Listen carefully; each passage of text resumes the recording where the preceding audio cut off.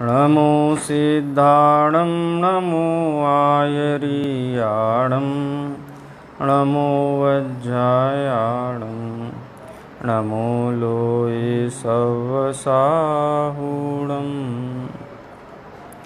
नमः श्रीवर्धमानाय निर्धूतकलिलात्मने सालोकानां त्रिलोकानां यद्विद्यादर्पणायते। आज से रत्नकरंड श्रावकाचार ग्रंथ का स्वाध्याय अपन प्रारंभ कर रहे हैं। रत्नकरंड श्रावकाचार ग्रंथ आचार्य समंतभद्र देव के द्वारा लिखा गया एक अनुपम ग्रंथ है। ये कह सकते हैं कि पुरुषासिद्धि उपाय ग्रंथ तो 10वीं शताब्दी में लिखा गया। ये ग्रंथ निश्चित रूप से दूसरी या तीसरी शताब्दी का ग्रंथ है। आचार्य समंतभद्र दक्षिण में माने उनका जन्म स्थान उरगपुर माना गया है। मदुरई के निकट, कांची के निकट किसी जगह का नाम है जहाँ आचार्य समंतभद्र का जन्म हुआ। और विद्वानों ने उनके समय के बारे में भी बहुत शोध खोज करके ये निष्कर्ष निकाला कि वो दूसरी शताब्दी में हुए, माने आचार्य कुंद पहली शताब्दी के पूर्वार्ध में हुए, आचार्य उमा स्वामी पहली शताब्दी के उत्तरार्ध में हुए और उन्हीं की परंपरा में आचार्य समंतभद्र हुए। बहुत मेधा के धनी, विशेष ज्ञानवंत, न केवल ज्ञान बल्कि आचरण, चारित्र की निर्मलता, सत्यवादिता के कारण बहुत प्रसिद्ध हुए। आचार्य समंतभद्र को ऐसा कहते हैं कि माने हर विद्या के में वो निपुण थे। कवि थे, ज्योतिष के ज्ञाता थे, आयुर्वेद के ज्ञाता थे। इस प्रकार के कई श्लोक उनके संबंध में मिलते हैं। लेकिन बहुत लगभग आज से कितना अपन कहें तो 1800 वर्ष पहले आचार्य हुए और उन्होंने कितने ही ग्रंथों की रचना की। आधे से ज़्यादा ग्रंथ तो उपलब्धि नहीं है।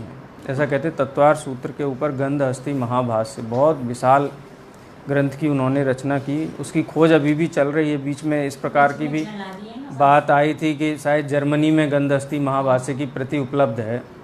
उसकी शोध खोज कराई गई क्योंकि जर्मन विद्वान आए थे, काफ़ी शास्त्र यहाँ से लेकर के गए थे, लेकिन उसकी उपलब्धि नहीं हुई है। तो भी बहुत उनके स्तुति उपलब्ध हैं आज भी। ग्रंथ के रूप में तो रत्नकरंड श्रावकाचार है, लेकिन स्तुति विद्या है, स्वयंभू स्तोत्र है, इसके अलावा जिन स्तुति शतक, देवागम स्तोत्र इत्यादि ग्रंथ उनके अभी भी उपलब्ध हैं।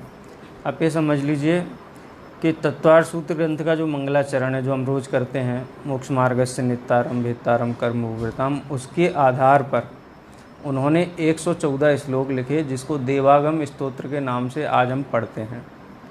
ये मंगलाचरण ही उन्होंने 114 श्लोकों में सिद्ध किया कि भगवान कैसे मोक्ष मार्ग के आप ही नेता हैं, अन्य कोई नेता है नहीं विश्व हैं। अन्य जो कुदेवादि हैं, देवागमन नभोयान चाम्रादि विभूतया माया विश्वपि दृश्यन्ते, ये सब मायावी हैं।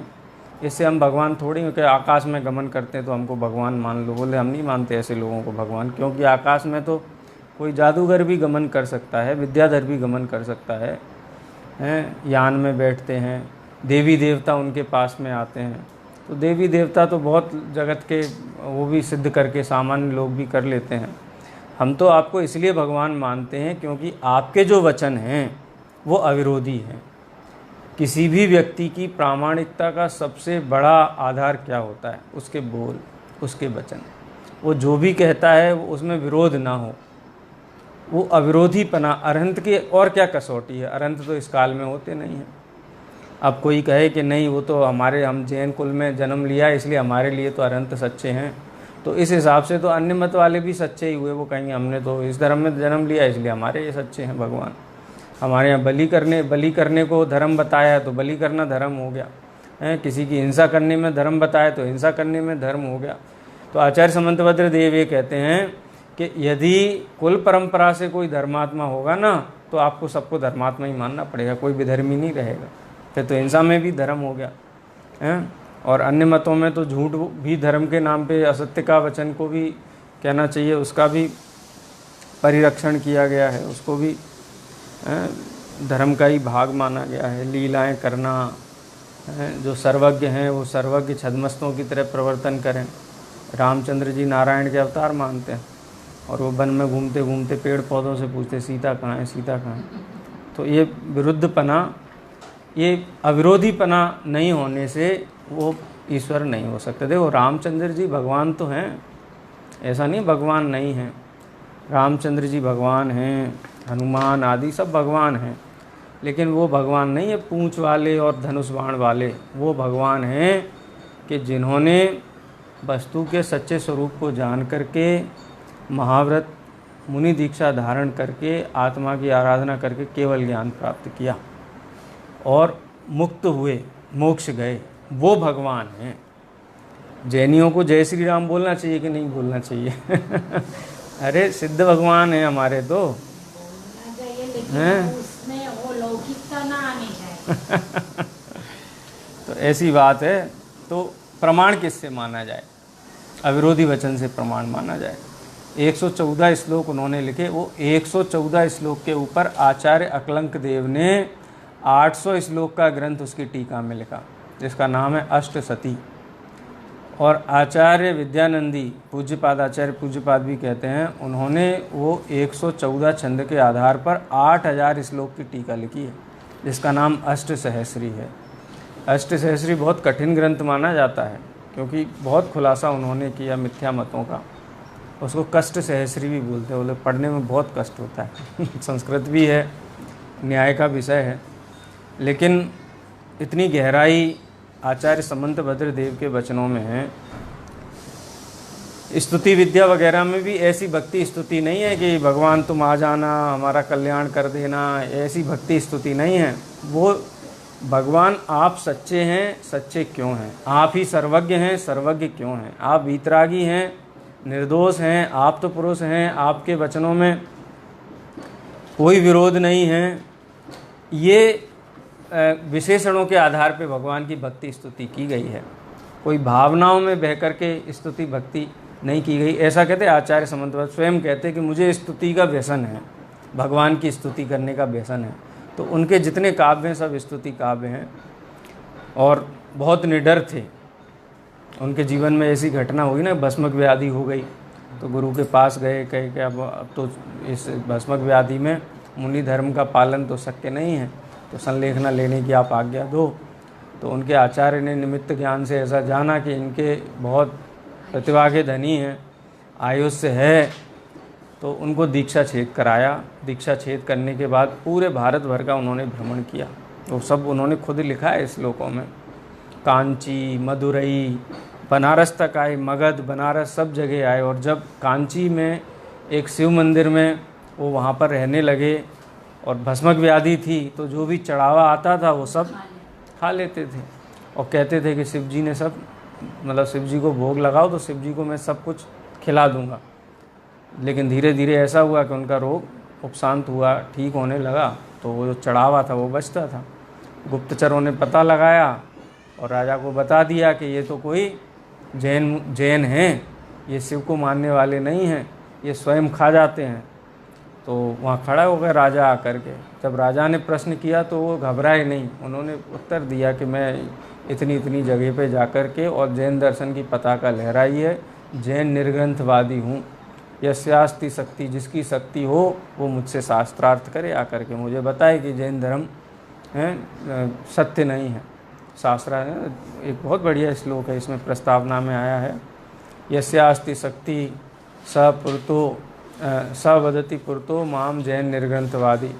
हे नरपते विचरती शार्दूल विक्रीडवत। मैं शार्दूल विक्रीडवत, शार्दूल की तरह माने, शार्दूल की तरह माने सिंह की भांति मैं वो करता हूँ, विचरण करता हूँ। जिसकी शक्ति हो वो कहे आकर के कि जैन धर्म में ये गलत है, जैन भगवान के शासन में ये बात गलत है, मैं वाद विवाद करने के लिए तैयार हूँ। देखो ऐसा नहीं था कि वो कोई घमंड में ये बात बोलते थे। वो ये कहते थे कि जैन दर्शन ही जगत का सच्चा दर्शन निदर्शन कराने वाला धर्म है। वो जन्म, देखो पहले ऐसा नहीं था कि कोई जैन जाति होती थी कि जैन परिवार में जन्म लिया तो परंपरा से सब जैन हो गए। पहले तो पुराने ज़माने में तो ये होता था कि पिता वैदिक मानने वाला है, पुत्र जैन मानने वाला है, पत्नी बौद्ध मानने वाली, वो सब एक साथ रहते थे, जिसको अपन कहते हैं ना आजकल क्या सेक्युलरिज्म। आज तो एक परिवार में 2 धर्म के लोग नहीं रह सकते, लेकिन पहले रहते थे। रानी चेलना और श्रेणिक राजा का जीवन तो हम जानते ही हैं। राजा श्रेणिक बौद्ध मतावलंबी थे, रानी चेलना थी वो जैन मताव, ऐसा कहा जाता है। तो इस प्रकार से तो पहले तो राजा अलग अलग जगह से रानियां लेके आते थे, तो अलग अलग की आती थी। हाँ ये तो अब अंग्रेज़ों के आने के बाद जैन रजिस्टर हो गई जातियाँ। आचार्य समंतभद्र ये कहते थे कि जिसको भी जिनेंद्र भगवान के शासन पे रंच मात्र भी शंका हो, अब निर्भय होकर के आओ, मैं आपसे चर्चा करूँगा, बात करूँगा। आपको आपकी बात सत्य लगती है आप सिद्ध कर दो, मैं आपकी बात मान लूँगा। लेकिन जिनेंद्र का शासन तो अविरोधी है। और उनके देखो एक एक छंद में कैसी उद्घोषणा है। तीर्थकृत समया नाम च परस्पर विरोधता, तीर्थंकरों के द्वारा बनाए गए बहुत धर्म है। हर कोई कहता है मैं तीर्थंकर हूँ, मैं तीर्थंकर हूँ, मैं भगवान हूँ, लेकिन सब में तो विरोध दिखाई देता है। कोई कुछ कहता है, कोई कुछ कहता है, कोई कहता है एक ब्रह्म है बाकी कुछ है ही नहीं, कोई कहता है ब्रह्म और प्रकृति है, कोई 25 पदार्थ कहता है। इस प्रकार से अनेक अनेक, कोई भक्ति को मार्ग कहता है, कोई पाप को ही मोक्ष का मार्ग कहता है।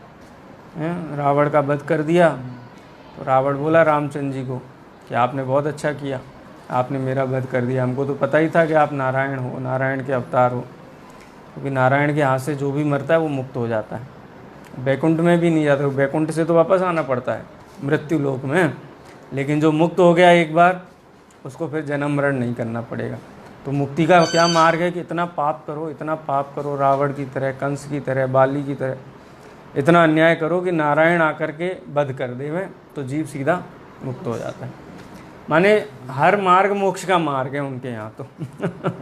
भक्ति करो तो अति की भक्ति करो, ज्ञान मार्ग करो तो अति का ज्ञान मार्ग करो। तो मोक्ष मान के भी अवतार मान, हाँ, पाप का सेवन करो तो अति का पाप करो, कितना पाप करो कि भगवान का सिंहासन हिल जाए, है ना ख्याल में।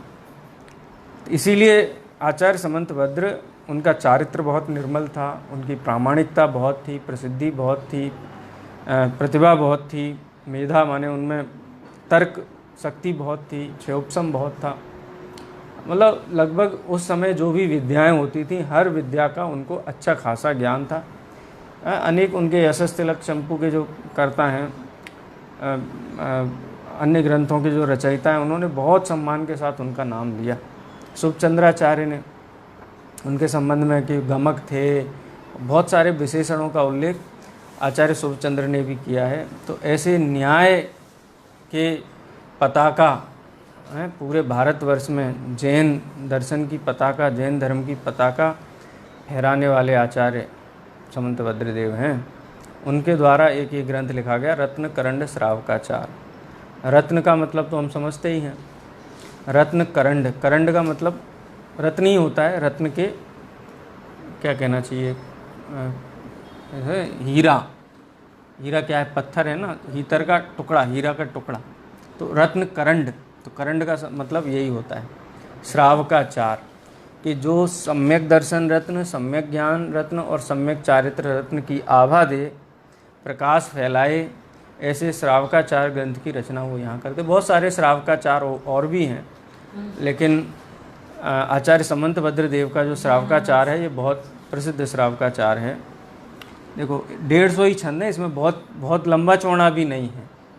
तत्वार सूत्र अभी हमने पढ़ा है ना, उसमें कुछ 351 या 53 कितने सूत्र हैं, इसमें 150 ही छंद हैं। 150 छंदों के अंदर बहुत महत्वपूर्ण विषय उन्होंने कहा है, क्योंकि जो विशेष बुद्धि के धारी होते हैं ना, वो थोड़े शब्दों में बहुत बात कह देते हैं, उनको बहुत शब्दों का प्रयोग नहीं करना पड़ता है। देखो पहले छंद का अर्थ देखते हैं अपन। सबसे पहले, नमः श्री वर्धमानाय निर्धूत कलिलात्मने। वर्धमानाय, वर्धमान कौन है कि इस शासन, जो वर्तमान शासन चलता है, वर्धमान स्वामी का, महावीर स्वामी भगवान का चलता है, तो जो शासन नायक हैं, शासन तीर्थंकर हैं, ऐसे वर्धमान स्वामी को नमः माने नमस्कार करता हूँ। अब देखो, महावीर तो अन्य भी मानते हैं, कोई तो हनुमान को ही महावीर कहते हैं, अपने अपने भगवान को सब महावीर कहते हैं, वर्धमान कहते हैं। तो कौन से वर्धमान को मैं यहाँ नमस्कार करता हूँ, तो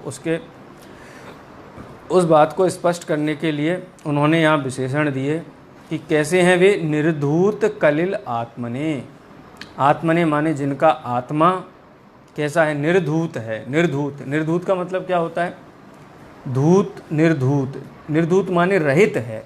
किससे रहित है, कलिल, कलिल माने मेल से रहित है, मल से रहित है, मेल से रहित है, अशुद्धि से रहित है, दोष से रहित है। अशुद्धि कितने प्रकार की होती है, तो अशुद्धि है, दोष हैं, भाव कर्म हैं, द्रव्य कर्म हैं, नो कर्म हैं, इन सबको अशुद्धि कहते हैं। मूल रूप से तो जो भाव कर्म हैं, दोष और आवरण, दोष माने मोह और आवरण माने ज्ञानावरणादि कर्म। कोई भी जीव दुखी होगा तो क्यों होगा, दोषों से दुखी होता है। कोई जीव किसी को दुखी नहीं करता है, जीव स्वयं के दोषों से दुखी है। और भगवान कैसे सुखी हैं, क्यों, क्योंकि दोषों से रहित हैं। निर्धूत कलिल आत्मने, सर्व प्रकार के कलिल से, सर्व प्रकार के दोषों से, सर्व प्रकार की अशुद्धियों से निर्धूत माने रहित हैं। और कैसे हैं, सालोकानाम त्रिलोकानाम, तीनों लोकों को, सालोकानाम माने तीनों लोकों को आलोक सहित, सालोकानाम, स आलोकानाम त्रिलोकानाम, यद विद्या दर्पणायते। यत माने जिसकी, जिस विद्या में, विद्या का मतलब यहाँ क्या है, विद्या का मतलब है ज्ञान। भगवान महावीर के पास कौन सा ज्ञान है, केवल ज्ञान है, केवल ज्ञान रूपी दर्पण है। तो केवल ज्ञान रूपी दर्पण में तीनों लोक, सालोका नाम मतलब देखो, तीनों लोकों में कितने द्रव्य हैं, जीव, पुद्गल, धर्म, अधर्म, आकाश, काल, ये 6 जाति की अपेक्षा हैं, लेकिन संख्या की अपेक्षा से कितने हैं, अनंत द्रव्य हैं। वो अनंत द्रव्य अपने, हर द्रव्य का जो लोक है, स्वरूप है, वो स्वरूप के साथ में झलकते हैं। सालोका नाम माने द्रव्य, गुण और पर्याय, ये तीनों भगवान के ज्ञान में झलकते हैं। अब ये दोनों विशेषणों से अपन सीधा सीधा अर्थ निकालें तो निर्धूत कलिल का अर्थ हुआ वीतरागी है, सर्व प्रकार के दोषों से रहे। दोष क्या है, मोह, राग, द्वेष, ये दोष हैं। तो मोह, राग, द्वेष से रहित हैं, इसका मतलब क्या हुए, वीतरागी हुए। और तीनों लोकों को, तीनों लोक जिनकी विद्या माने ज्ञान में दर्पणायते माने झलकते हैं। कैसे झलकते हैं, दर्पण के समान झलकते हैं। उनका ज्ञान है दर्पण के समान, उस ज्ञान में पूरा लोक झलकता है। देखो, भगवान सर्वज्ञ हैं। सर्वज्ञ का मतलब ये नहीं है कि उनका ज्ञान तीनों लोकों में जानने के लिए जाता है, ये ज्ञान का स्वरूप है। जैसे मैं यहाँ अभी बैठा हुआ हूँ और मेरे ज्ञान में बगल के कमरे में मेरा लैपटॉप रखा हुआ है, वो मेरे ज्ञान में झलक सकता है कि नहीं झलक सकता है। तो वो लैपटॉप मेरे ज्ञान में झलके, इसके लिए मुझे वहाँ जाने की ज़रूरत है, मैं वहाँ जाऊँ तभी वो मेरे ज्ञान में झलकेगा, नहीं। किसी पदार्थ के पास जाने की ज़रूरत ही नहीं है कि वहाँ अपने ज्ञान की तरंगों को भेजूँ, बोले ऐसा होता ही नहीं है। ज्ञान अपने असंख्यात प्रदेशों में जो ज्ञान है, वो ज्ञान वहीं रहते रहते उसमें सामर्थ्य है कि लोकालोक को जान लेता है। ज्ञान, अंधकार उसके आड़े नहीं आता है, ज्ञान के आड़े वज्र की दीवार नहीं आती है, कुछ भी उसके आड़े नहीं आता। इसीलिए उसको किसका दृष्टांत दिया गया है, दर्पण। दर्पण में कोई वस्तु झलकनी है तो दर्पण को उस वस्तु के पास जाना पड़ेगा, उस वस्तु की परमिशन लेनी पड़ेगी कि नहीं। तो यहाँ दर्पण का विशेषण भगवान की सर्वज्ञता को दिया है। देखो, भगवान की सर्वज्ञता का स्वरूप यदि ख्याल में आ जाए ना, तो तत्व का स्वरूप हमारे ज्ञान में स्पष्ट हो जाए। सर्वज्ञता का क्या स्वरूप है, सर्वद्रव्य पर्यायेषु केवलस्य। भगवान के ज्ञान में क्या क्या झलकता है, सारे द्रव्य, कोई द्रव्य बाकी है, कोई द्रव्य बाकी नहीं। मैं भी झलकता हूँ भगवान के ज्ञान में, हैं। मेरे पूर्व भव झलकते कि नहीं झलकते, पूर्व भव भी झलकते हैं। और भविष्य के, कि भविष्य के कैसे झलकेंगे, भविष्य के तो हुए ही नहीं ना हैं। भविष्य के भव झलक सकते हैं कि नहीं झलक सकते? कि अब यहाँ एक कंडीशन है, यदि हम ये माने कि नहीं झलकते हैं तो उनको सालों का नाम त्रिलोका नाम कैसे कहेंगे, उनको सर्वज्ञ कैसे कहेंगे? यदि झलकते हैं तो हमको ये स्वीकार करना पड़ेगा कि भविष्य में होने वाले भव हमारे निश्चित हैं। दो ऑप्शन है ना अपने पास, या तो भगवान सर्वज्ञ नहीं है ऐसा मानो, तो बोले ऐसा तो संभव ही नहीं है, हमारे भगवान तो पूर्ण ज्ञानी। अरे अन्य मत में भी अपने ईश्वर को सब सर्वज्ञ सर्वज्ञ सर्वज्ञ ही मानते हैं, वो उनको भी सर्वज्ञ मानते, क्या नाम है, शिव को भी सर्वज्ञ मानते हैं। और शिव का स्वरूप है, यदि उनका पुराण पढ़ें तो पता चलता है कि वो बड़े भोले भाले हैं, किसी को भी आशीर्वाद दे देते हैं, भले ही चाहे बाद में आकर के उनका नुकसान कर दें। अपन तो संसार के साधारण जीव हैं ना, अपन किसी को ऐसा वरदान दे सकते हैं, किसी को ये परमिशन दे सकते हैं कि वो अपना घर हड़प ले, कोई कागज़ लेकर के आए, बोले कागज़ है इस पर साइन कर दो। क्यों साइन कर दूं?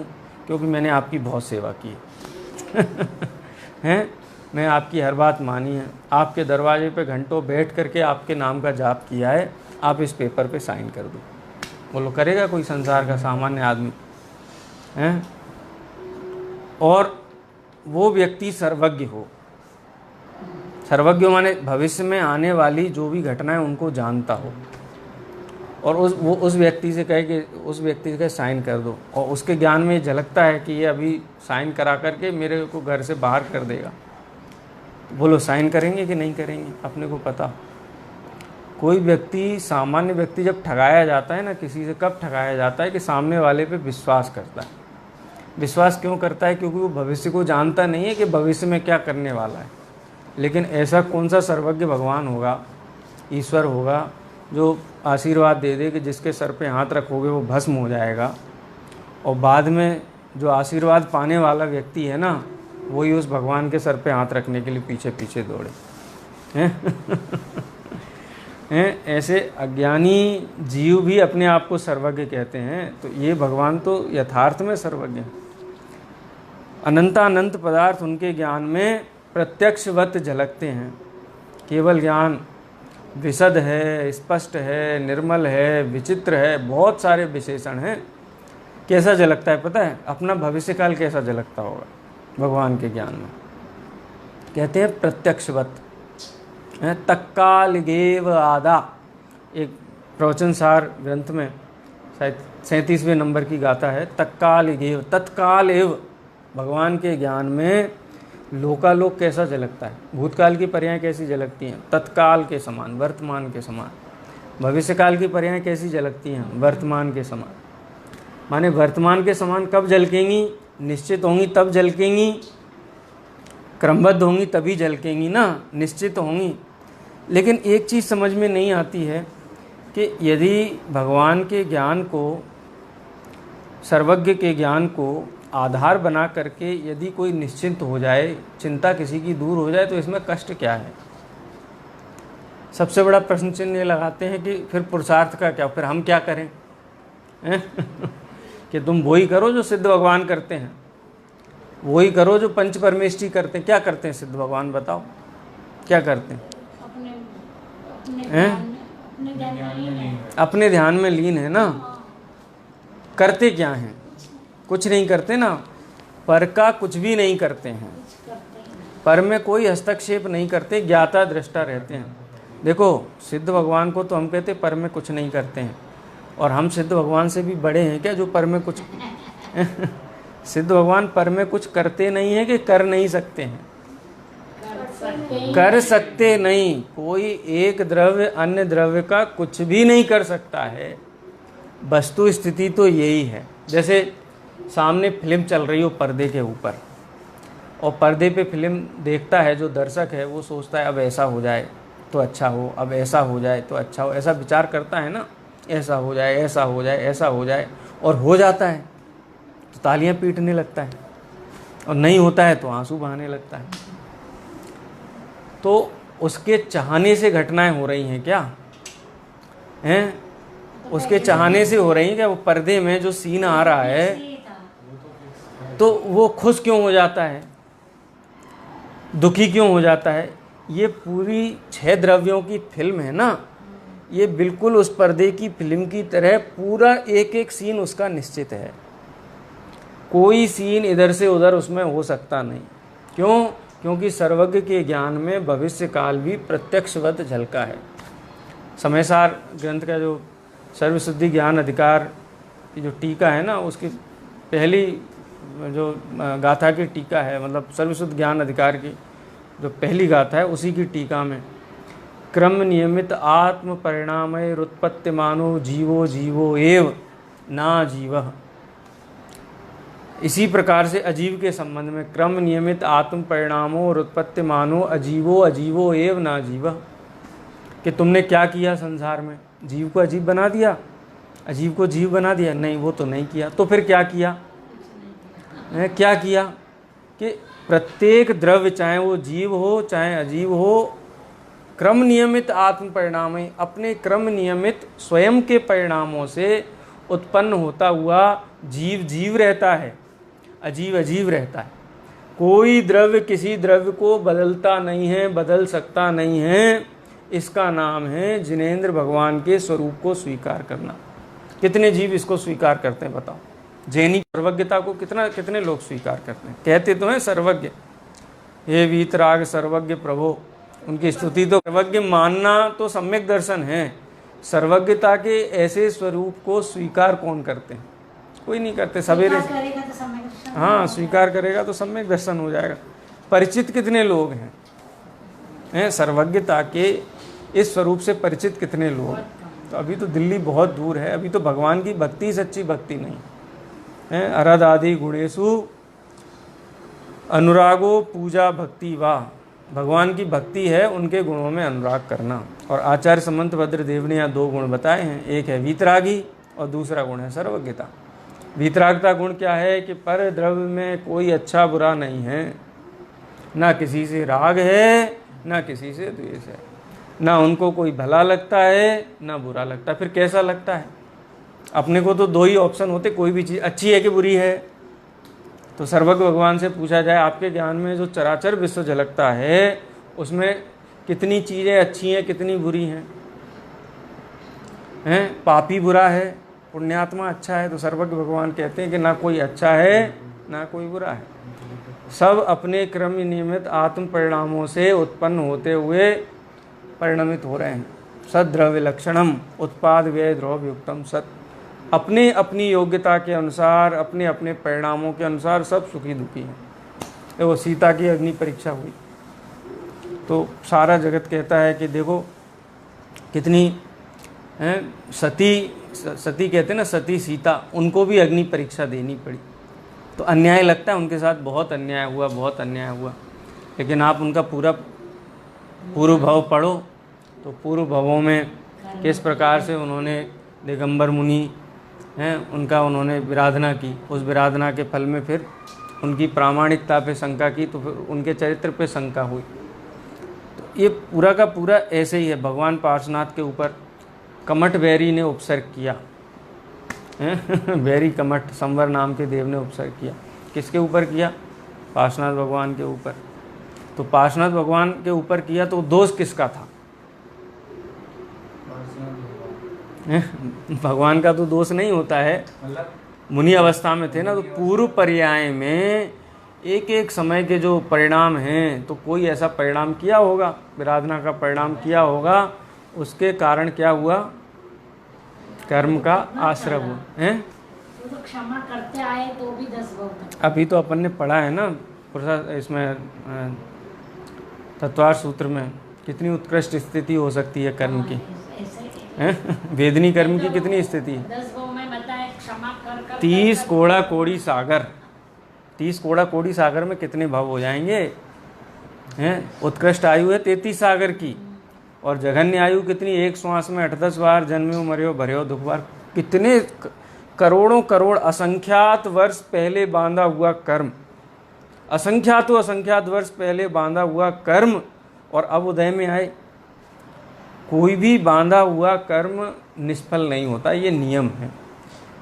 जो भी एक समय के परिणाम के अनुसार बांधा हुआ कर्म है उसका उदय नियम से आता ही है। ऐसा नहीं कि अभी किसी के ऊपर गुस्सा आ गया और अगले क्षण एकदम से अपने को लगा कि नहीं गुस्सा नहीं करना चाहिए था, प्रायश्चित कर लिया, प्रायश्चित करने से वो कर्म चला गया। बोले ऐसा नहीं होता, प्रायश्चित करने से कर्म नहीं जाता। राजा श्रेणी का गया कि नहीं गया कर्म? हैं हैं? राजा श्रेणिक ने तो कितना बड़ा पश्चाताप किया है, पश्चाताप कितना, आत्म इतना पश्चाताप कि वो दिगंबर, हाँ, दिगंबर मुनि के चरणों में पड़ गए, जैन धर्म के अनुयायी हो गए, भगवान के समोसरण में जाकर के छायक सम्यक दर्शन ग्रहण कर लिया। भगवान के समोसरण में इतना तक आ गया उनकी दिव्य ध्वनि में कि भविष्य में होने वाले तीर्थंकर का द्रव्य है, इतना उत्कृष्ट द्रव्य, लेकिन पूर्वकृत परिणाम का उदय आया कि नहीं आया। बांधा हुआ कर्म कभी निष्फल नहीं होता। बहन श्री के वचनामृत में आता है ना कि जो हमारे एक एक समय के परिणाम से बांधे हुए कर्म हैं, यदि वो उदय में नहीं आए तो 14 राजू का जो ब्रह्मांड है उसको नष्ट होना पड़े, कोई व्यवस्था ही नहीं पड़े, शून्य होना पड़े, शून्य हो जाए, कितनी गड़बड़ी हो जाएगी, सब उथल पुथल हो जाएगा, कोई भी व्यवस्था, कोई भी स्थिति बनेगी ही नहीं है। पुण्य का बांधने वाले का पुण्य का उदय नहीं आएगा, पाप को बांधने वाले का पाप का उदय नहीं आएगा। उदय नहीं आएगा तो सच्चर निमित्त कहाँ से मिलेंगे, देवगुरु धर्म कैसे मिलेंगे, देशना कैसे मिलेगी, विशुद्धि कैसे होगी, कोई कार्य होगा ही नहीं, पूरा ब्रह्मांड शून्य हो जाएगा। इसका मतलब क्या है कि एक एक समय का परिणाम नियम से कर्म का बंद कराता है और वो नियम से उदय में आता है। लेकिन सर्वज्ञ के ज्ञान में ये भी झलका है कि किस जीव का कैसा परिणाम होगा और कैसा उसका उदय में आएगा। देखो, पार्श्वनाथ भगवान को जो कर्म का उदय आया तो दोष किसका है? सुदर्शन सेठ के साथ जो विपरीतता हुई, प्रतिकूलताएं हुई, तो दोष किसका? ऐसे ही हमारे जीवन में जो भी प्रतिकूलताएं होती हैं उसमें किसी अन्य का दोष है ही नहीं।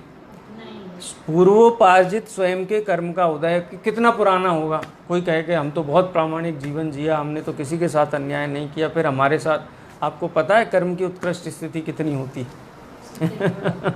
70 कोड़ा कोड़ी तो दर्शन मोहनी, वेदनी कर्म की कितनी कोड़ा कोड़ी, 30 कोड़ा कोड़ी स्थिति बताइए, 30 है 20 है जो भी है, लेकिन असंख्यात वर्ष हो जाते उसमें, पुराण में भी उल्लेख करना संभव नहीं है, हैं?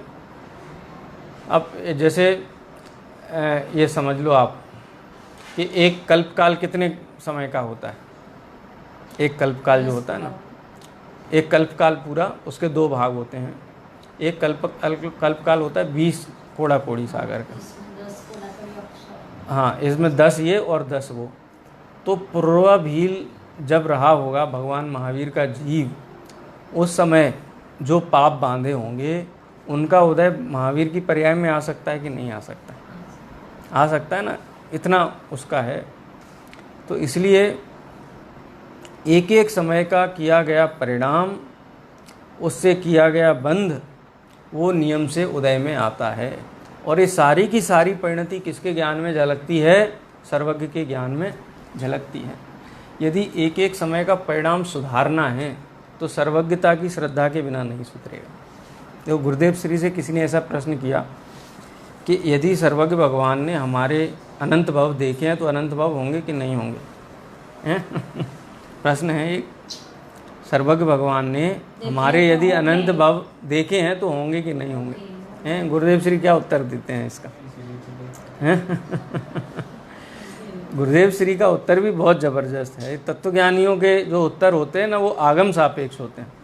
वो कहते हैं कि भले आदमी जिसको सर्वज्ञ की श्रद्धा होगी उसके अनंत भव क्यों होंगे? सर्वज्ञ की श्रद्धा है ना, सर्वज्ञ की श्रद्धा होने से पर पदार्थ के प्रति कर्तृत्व का भाव चला जाता है, और जहाँ कर्ता बुद्धि गई वहाँ पे फिर उलझता नहीं है, राग द्वेष में नहीं पड़ता है, क्रोध मान में नहीं पड़ता है, अब स्वरूप का विचार करता है, ज्ञाता दृष्टा हो जाता है जी। सर्वज्ञता के स्वीकार में वीतरागता है, वीतरागता की उपासना है। सर्वज्ञता की उपासना वास्तव में वीतरागता की उपासना है। वीतरागता की उपासना में सर्वज्ञता की उपासना गर्भित है। किस प्रकार से? कि सब कुछ होना निश्चित है ना। जैसे सवेरे नल आना है 7 बजे, तो अपन टेंशन लेते कि नहीं 5 बजे से कि नल आएगा नल आएगा नल आएगा, लेते कि नहीं लेते? हैं, आएगा कि नहीं आएगा, आएगा ना, 7 बजे रोज़ तो आता है, आएगा। तो माने आएगा ये ऑटोमेटिक क्रम है, तो अपने माथे उसका बोझा नहीं है, आएगा नहीं। तो एक एक पर्याय अपने अपने स्व समय में अपने अपने क्रम से होगी, तुम्हारे करने से कुछ होने वाला नहीं है। अन्य की पर्याय में भी कुछ नहीं होने वाला है, अपनी पर्याय में भी कुछ फेरफार होने वाला नहीं है। तो फिर अब टेंशन किसकी लें? कोई टेंशन लेने की ज़रूरत नहीं। क्या करें? ज्ञाता दृष्टा हो जाओ। पहले भी ज्ञाता दृष्टा ही थे, पहले ऐसा नहीं था कि जानने देखने के अलावा कुछ करते, पहले भी जानते देखते थे, लेकिन जो ज्ञान में झलकता था उसमें करते तो होती, मैं करूं मैं करूं मैं करूं। अनुकूल हो जाए तो उत्सव करता था, प्रतिकूल हो जाए तो रोता था, लेकिन इसके अनुसार तो कुछ नहीं हुआ। अनादि काल से आज तक एक परमाणु की, एक समय की पर्याय भी इसके कर्तापने के कारण नहीं हुई। ये सर्वज्ञता की स्वीकृति का फल है। पर पदार्थ का कर्तापना जहाँ मिट जाता है वहीं भगवान की स्तुति प्रारंभ होती है। ये समझ लो, आचार्य समंत भद्रदेव अकर्ता स्वभाव की स्तुति करते हैं। जब सर्वज्ञ की स्तुति की जाती है तो अकर्ता स्वभाव की स्तुति होती है। 6 द्रव्य के स्वतंत्र परिणमन की स्तुति का नाम सर्वज्ञ की स्तुति है। ये सर्वज्ञता में बहुत माल भरा हुआ है। तो वर्धमान महावीर भगवान को नमस्कार किया। कैसे हैं वर्धमान महावीर? वीतरागी हैं और सर्वज्ञ हैं।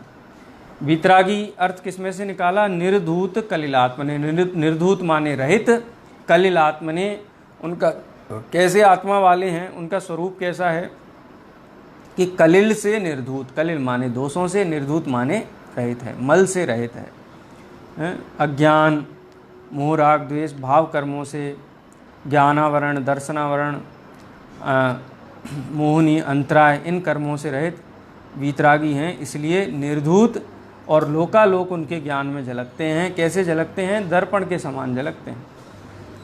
लोकालोक झलकने पर भी उनके ज्ञान में कोई बोझा नहीं है, कोई थकान नहीं है, सहज स्वभाव है। जैसे दर्पण में कितना भी कुछ झलकता रहे, दर्पण पे वो बोझा नहीं है। दर्पण पे रुई झलके तो दर्पण को हल्का लगे और लोहा झलके तो भारी लगे। ऐसे ही ज्ञान में जीवादि अमूर्तिक द्रव्य झलकें तो हल्का लगे और पुद्गल स्कंद झलके, मेरु पर्वत झलके तो भारी लगे। बोले नहीं, दर्पण के समान निष्प्रभावी, अत्यंत निष्प्रभावी ऐसा उनका ज्ञान है। तो वास्तव में इसको कहें तो परिभाषा है। भगवान किसे कहते हैं? जो वीतरागी और सर्वज्ञ हो उन्हें भगवान कहते हैं। वर्धमान महावीर भगवान क्यों हैं? क्योंकि वो निर्धूत कलिल हैं, दोषों से रहित हैं और सालों का नाम त्रिलोका नाम यद विद्या दर्पणायते, जिनके केवल ज्ञान रूपी विद्या में लोकालोक सालों का नाम माने अपने द्रव्य गुण पर्याय सहित झलकते हैं। सर्वद्रव्य पर्यायेषु केवलस्य, ऐसे भगवान के वीतराग स्वरूप और सर्वज्ञ स्वरूप को पहले छंद में नमस्कार किया गया है। अगले छंद में धर्म का स्वरूप बताएंगे। पहले देव का स्वरूप, फिर धर्म का स्वरूप, फिर गुरु का स्वरूप। इस प्रकार से विषय आएगा। आज एक ही छंद लेते हैं, अगला छंद कर लें। निज निधि निज में बताई यह अनंत उपकार है, इसके लिए जिन वाणी माँ को वंदना सतवार है, वंदना सतवार है।